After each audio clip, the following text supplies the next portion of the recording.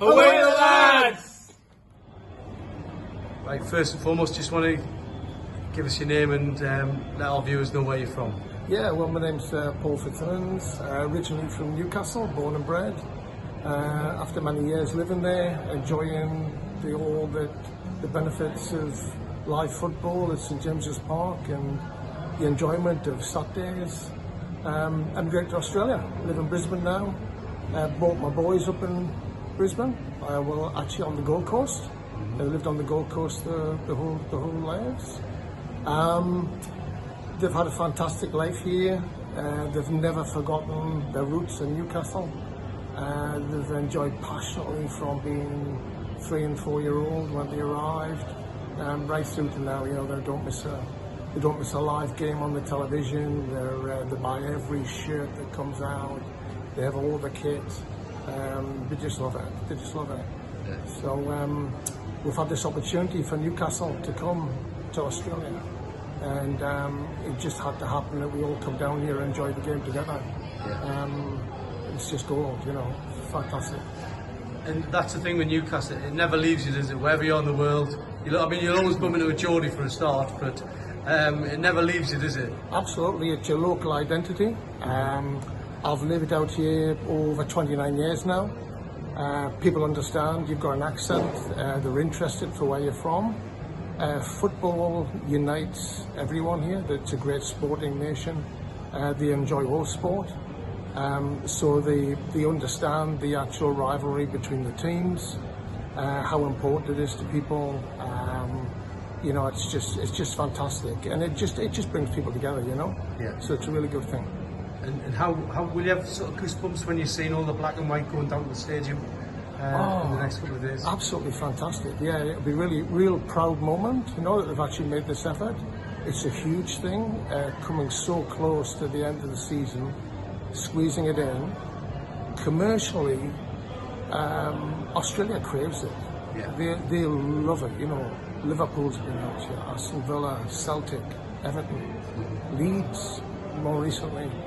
And people turn up. They might not be affiliated to those teams, but they want to experience the adrenaline, the passion. Yeah. They talk about the singing and the unity, you know, with the actual teams. Yeah. And that's got to be good, you know, it's got to be good for the sport. Yeah. Yeah, absolutely. Brilliant. That's fun. Thanks very much. And the boys for tomorrow, bring it home in Australia. Show them what real football is. Definitely. Just Come on. A good luck message for Eddie and the Eddie, players. all the best of luck from Australia. We love you, love the team, and we're hoping for the best tomorrow. Please keep your bags with you.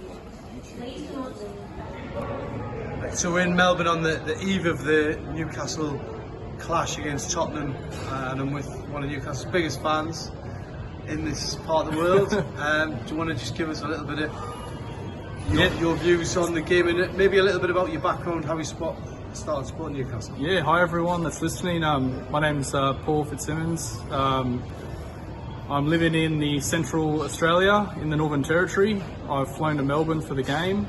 Lifelong Newcastle fan. My parents are Geordies. I've always followed the team. I was born in the UK, so I'm born Geordie, Australian adopted. So very excited to be here. Wasn't going to miss it for the world. And this game's obviously had a lot of sort of build up, maybe a bit of controversy as well.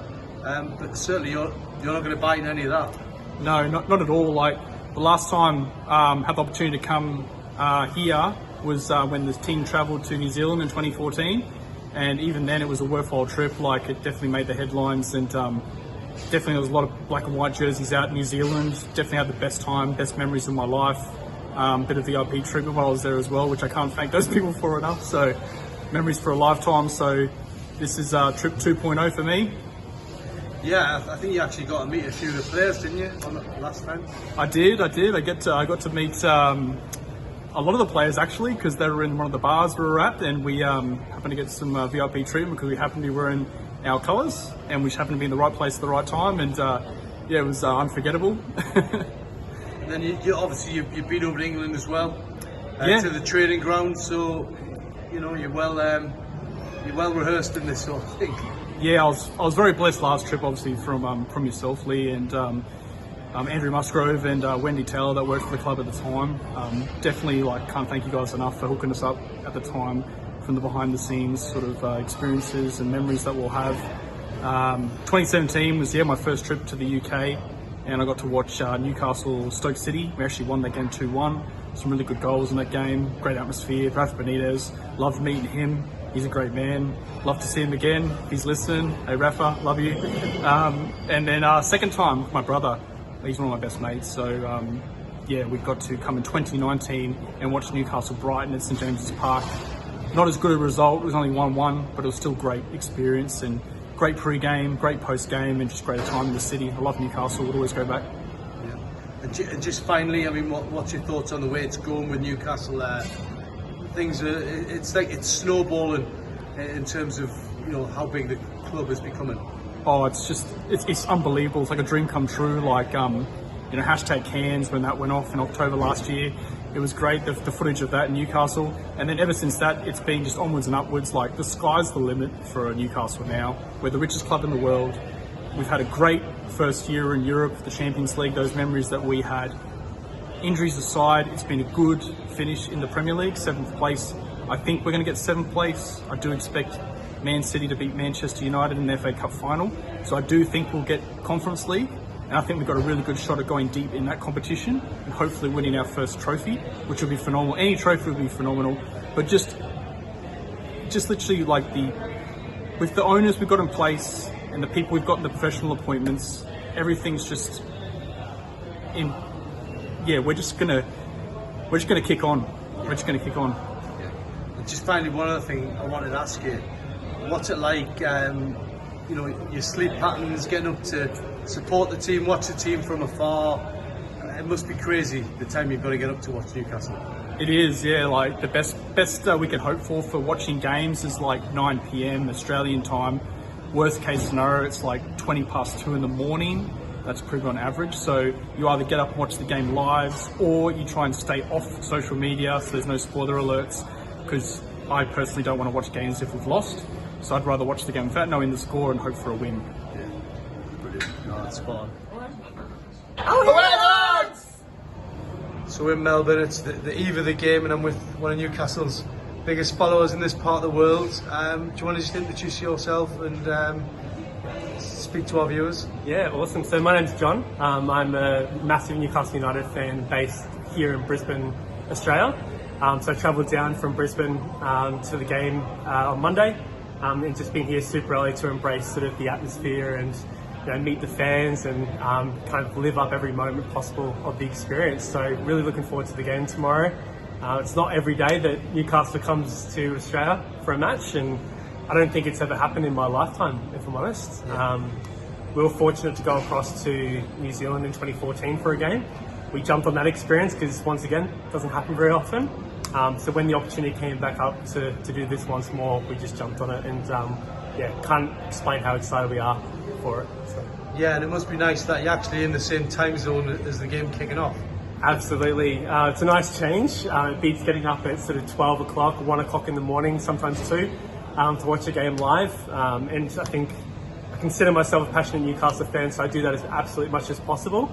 But it's not always possible. I've got a 16-month-year-old daughter, so that can be extremely challenging at times. So what I'll sometimes do is I'll get up the next morning, go to work, stay off every social media platform, Daily Mail, don't watch any videos whatsoever, and then obviously that night when I come home and watch the game, and that in itself is a pretty monumental challenge, because quite often people want to talk about the results and the match. So yeah, very, very difficult at times. Yeah, and obviously there'll be people flying in from all over Australia, a lot coming over from Newcastle as well. How good is that going to be? It's going to be a bit of a celebration, I guess. Absolutely, yeah. I mean, for us, we're really excited to not only meet and mingle with the local fans. I know there's a Brisbane fan group that are coming down as well, so really excited to meet some of them that we haven't already met. But equally, meeting some of the Geordie fans that we met. We were last over at a game in 2019. My brother and I travelled all the way over to St James's to watch the Brighton match, and unfortunately it was a 0-0, and that was still during the Steve Bruce days. So much more excited for this time round. I think there's a lot more to be excited for, I think, this time round. Yeah. And what's your message to Eddie and the boys after a great season in the Premier League? I think the boys did an absolutely amazing job. I think coming off the back of last year, there naturally probably was a little bit more hope and expectation, but to be fair, like most Geordies, I think we're pretty realistic. I think coming into this year, it was all about just progression. And I think given the challenges we've had with injuries and suspensions, you know, the Toon Army thing happened quite early in the season and it just all went downhill from there, really. I think what they've achieved in the season has been monumental. So really, really proud of everyone involved with the club, from Eddie all the way down to the players and the backroom staff. And I think I just want to also say that I know that it's probably far from ideal travelling all this way for a couple of friendly games that don't really have meaning, I guess you could say. But I think I just want to reiterate that games like this mean the world to us local supporters, and we really value that connection with the club. So yeah, we really appreciate them making the effort, and yeah, beyond excited for the next couple of games. We're going to both MCG and Marvel Stadium, so we'll lap up every moment, and yeah, it'll be memories we keep for a lifetime. Brilliant. Thanks very much. Cheers. Teddy and the Newcastle first team, good luck tomorrow against Tottenham. I know you'll smash them. All the best. Thanks for coming down under. Good luck, Eddie and the boys. Up the Toon.